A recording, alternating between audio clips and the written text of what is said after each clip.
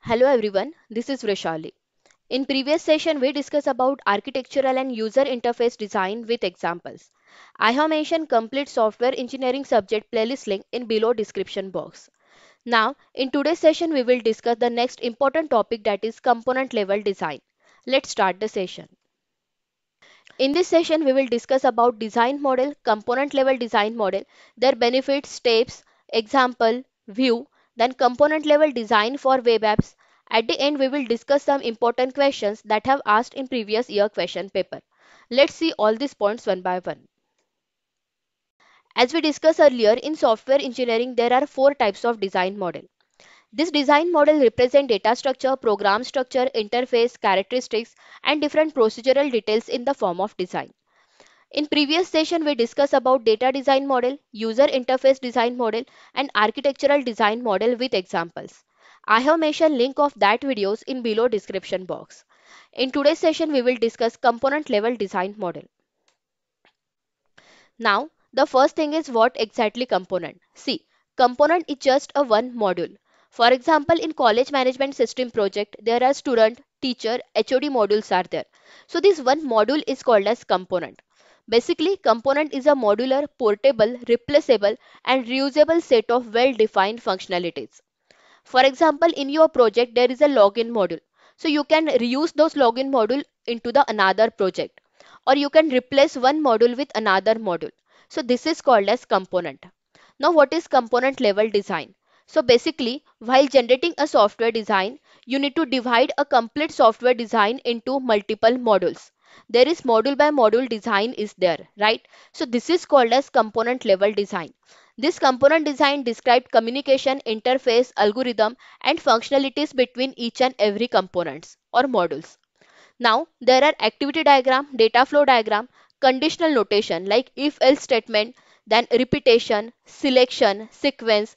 This kind of diagrams are there, and tabular forms diagrams are there.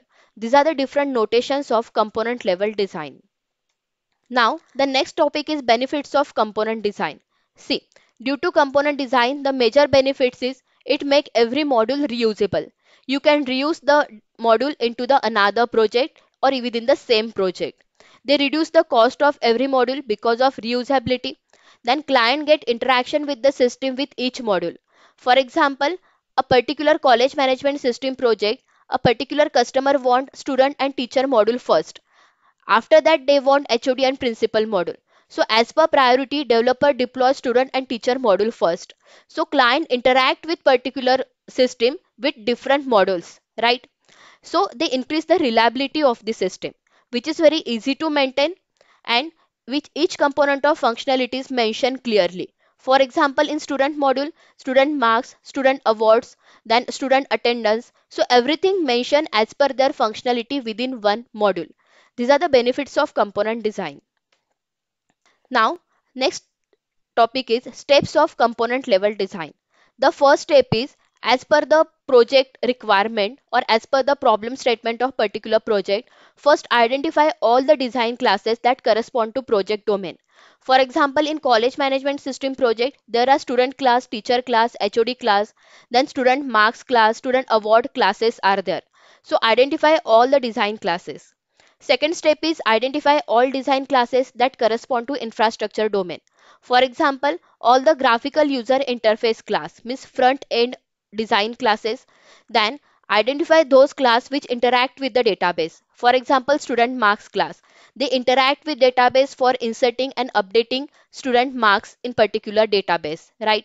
So this is called as all design classes which is related to infrastructure domain. The third step is elaborate all design classes which are not acquired as reusable component. In component level design, the coupling and cohesion, this is one of the most important topic. We already discussed this topic, their methods, their examples in previous session. So, due to coupling and cohesion methods, they identify which type of classes, data types, data structure, and data flow between each and every modules. The interrelationship between the components and modules. Identify those things. Next step is describe persistent data store. Identify which type of and how many databases are required. Fifth step is develop behavioral representation of component. For that purpose, you need to use activity diagram, state diagram. means identify flow of system. For example, for clicking on submit button, your information have stored in database. This is a flow of system, right? Next step is elaborate deployment diagram. After deploying project in particular organization, identify which type of hardware, operating system servers are present there. And last step is factors for every component level design representation. Here designer draw different types of design solution and take a very good design solution for development purpose. So these are the steps of component level design. That this is just simple example of component design. See here. For example, online shopping application. There are four types of components are there: account, customer, order, and product. So these are the individual components, but there is a particular relationship between all these components. For example, see here. Customer order a particular product, right? So what exactly customer want? These details are saved in order component. So there is a order database. They store customer details plus which type of product customer want. Product details are stored, right? So after selecting the product, customer pay a particular payment through their account. So here customer account details are there, right?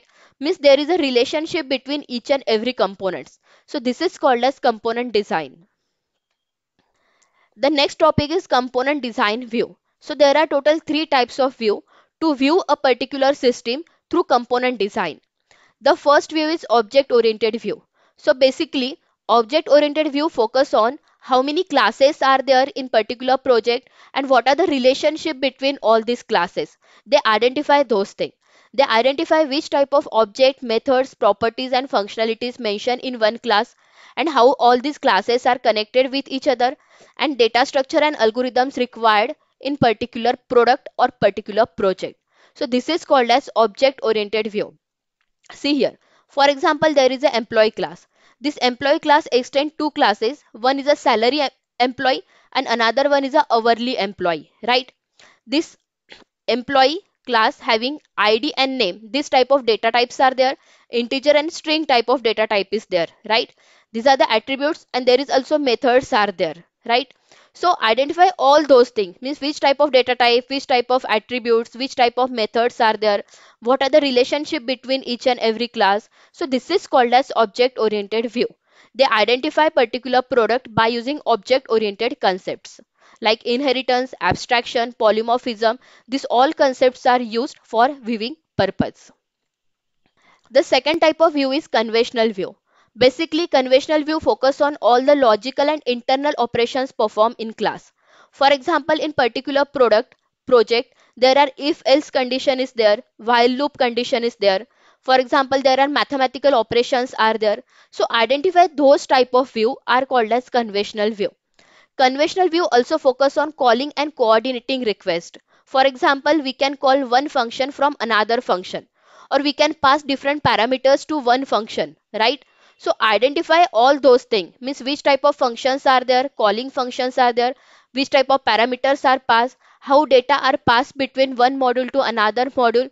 So to analyze those things, which is called as conventional view, and conventional view use data flow model or state diagram for viewing purpose. The third view is process related view. Basically, process related view focus on reusability of features of the particular component design. See, there are some modules are already developed. So you can reuse those modules within your another project, right? These modules are stored in some database, some libraries. So you can reuse those modules. For example, login module. So login module, you can reuse those module your project or within another project. So all this reusability concept view all these reusable parts, components, classes. This is called as process related view. Now the next important topic is component level design guidelines.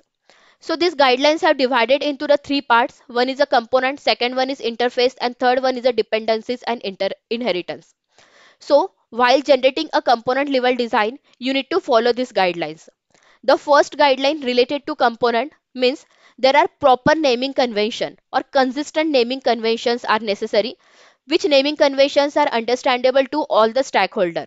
For example, in college management system project, so you have to give the proper name to each and every component. Like this is a student component, this is a teacher component, this is a student award component, right?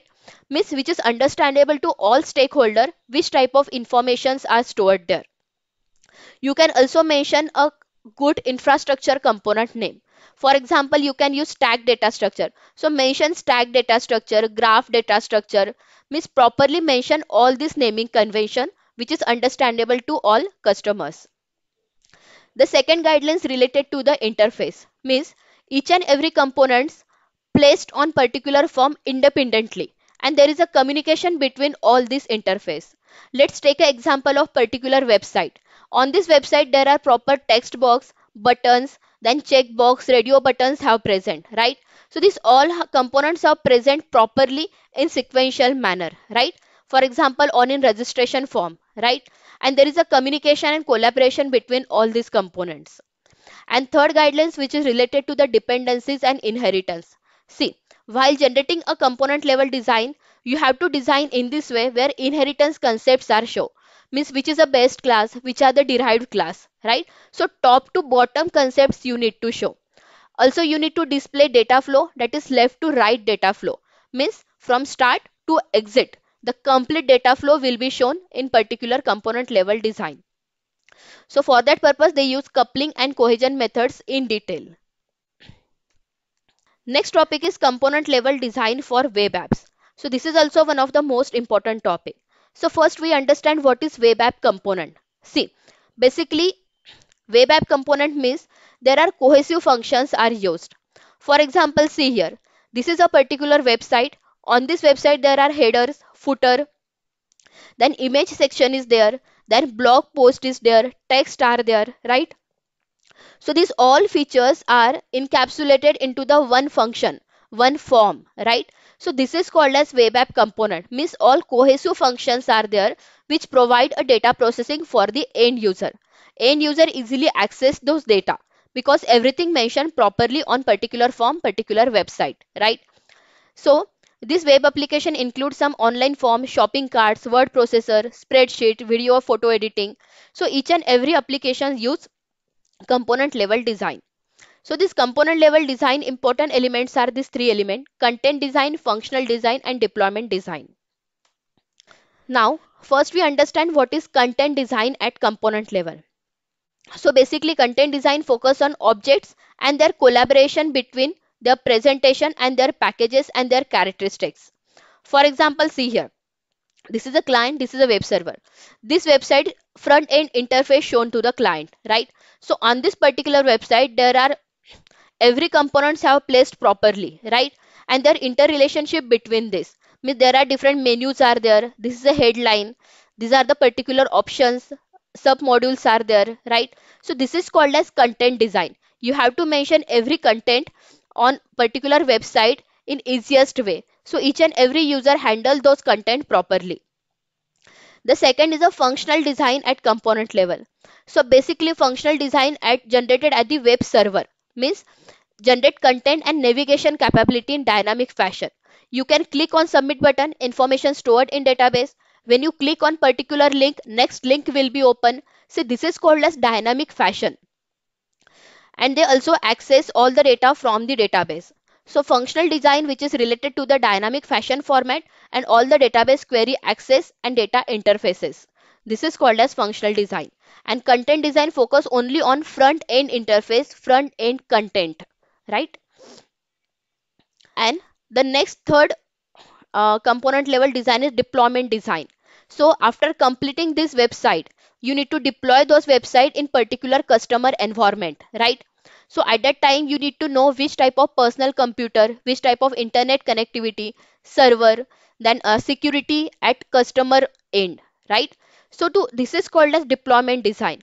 They focus on software functionality and subsystem which will be allocated within the physical computing environment. So to identify those things, this is called as deployment design. So in as per previous year question paper, in previous year question paper, this type of questions have asked like explain object oriented view of component level design with suitable example for 7 marks. Explain guidelines of component level design for 6 marks, and explain component level design for web apps for 7 marks. So you have to prepare these questions. This is all about component level design. Thank you. Keep learning.